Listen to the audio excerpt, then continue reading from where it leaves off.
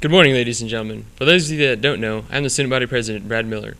And on behalf of the Student Council, including our members, Student Body Vice President, Dylan Mills, Recording Secretary, Alex Mercado, Corresponding Secretary, Maritza Lopez, Spirit Ambassador, Lysandra Gomez, Publicity Chairperson, Kevin Arriaga, Activity Chairperson, Alexis Aragon, Senior Class President, Becky Robinson, Junior Class President, Brianna Ortega, and Sophomore Class President, Brianna Hardy.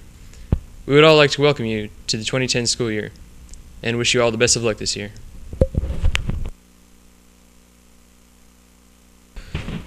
Today I'm going to speak on some different disciplinary issues Mr. Thompson and I will address. I'm going to start off in discussion of insubordination. Insubordination occurs when a student fails to comply with a reasonable request from a reasonable authority. This authority could be a teacher, could be the security monitor, could be an administrator. And that is one of our more common forms of disciplinary issues that we have here at Cerrito High School. We wanted to make sure that we addressed it so students were very aware of what it is and basically put an end to it. Ultimately, when you are found in noncompliance, basically an insubordinate, you will be, at the minimum, receive a lunch detention or an after-school detention, all the way up to a day or two, an ACE or more. Depends on what level of insubordination you have exhibited. At this time, I'm going to hand the microphone over to Mr. Thompson, who's going to speak on academic misconduct. Good morning. Academic misconduct can be categorized in two different ways. One is which is cheating. The other is plagiarism. Please keep in mind that cheating in any form is clearly wrong, and not only will you be in trouble in the classroom with probably receiving not only a 0 but not able to make up an assignment, but you will also be written up and it will be referred to the administration. Depending upon the severity of it and any history that you may have of other times that you may have done that, there will be consequences accordingly, and that is always on a case-by-case basis. The other part of that is plagiarism. Please be very careful as you write your papers and as you do your research that you are doing your own work and not taking somebody else's and simply either rewording it or just taking it absolutely word for word. Your teachers will go over the rules and things with that, but please keep that in mind that is not only something that will get you lack of a good grade in a class, but it will also result in administrative action as well. The other, the next thing I'm going to talk about is PDA, or public displays of affection. I'm just going to go ahead and read directly from the handbook, so there's no misinterpretation here. It says, students are to refrain from displays of affection deemed inappropriate by public standards on campus and at school-sponsored activities and events. Inappropriate behavior is that which may be interpreted by others as undue familiarity and improper decorum in a school setting, such as caressing, prolonged embracing or kissing, or displaying other publicly inappropriate behavior. And the consequences will vary depending on what that is. But just keep that in mind. We don't need to be seeing that on campus. Whatever you need to do, take it off campus. Not during the school day, obviously. I'm going to turn it back over to Mr. Carlton. I'd like to talk a little bit about parking on campus. If you are at the age where you can drive and have a vehicle and you'd like to park on campus, understand that that option is available. It is a privilege. It is not a right. And with that, there is some responsibilities to parking on the student campus or in Cerrito High School. First of all, you have to have a permit.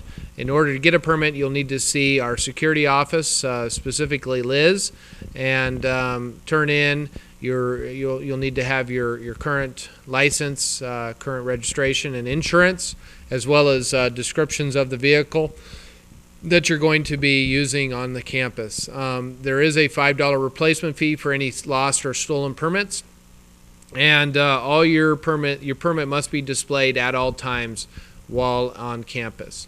We will begin enforcement of student parking next week on Monday, so it's very important to make sure that you take care of any of your getting that information into Liz as quickly as possible, so that you can receive your permit and have that available as soon as possible. If you are involved in any type of parking violation or moving violation on the school campus, at the very least, you potentially could have your parking permit suspended or revoked for a period of time or permanently.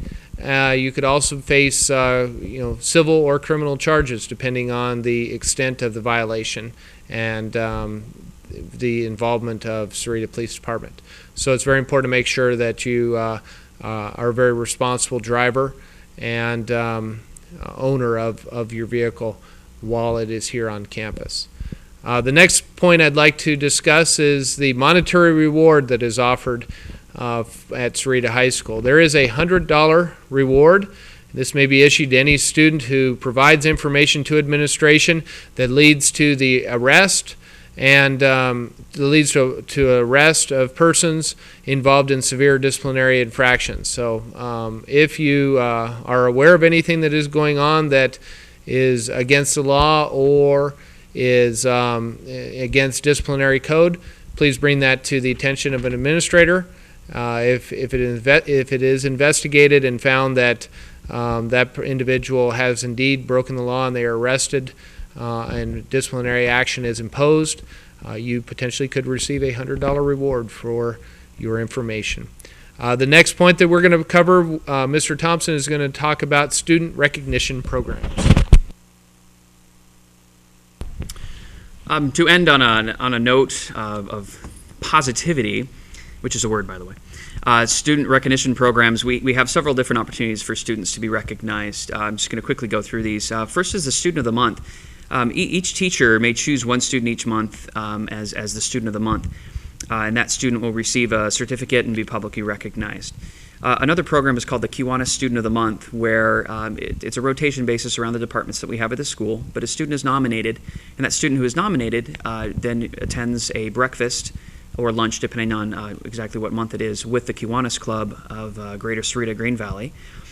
They get to go to the lunch. They can attend with their parents. They're recognized. They receive a certificate. And they get their picture printed in the newspaper as well. We also are continuing our Mustangs Making a Difference, where there will be slips of paper that will be given to the teachers, basically that are things that they can fill out on behalf of these students who have done exceptional things either in the classroom or out on the grounds.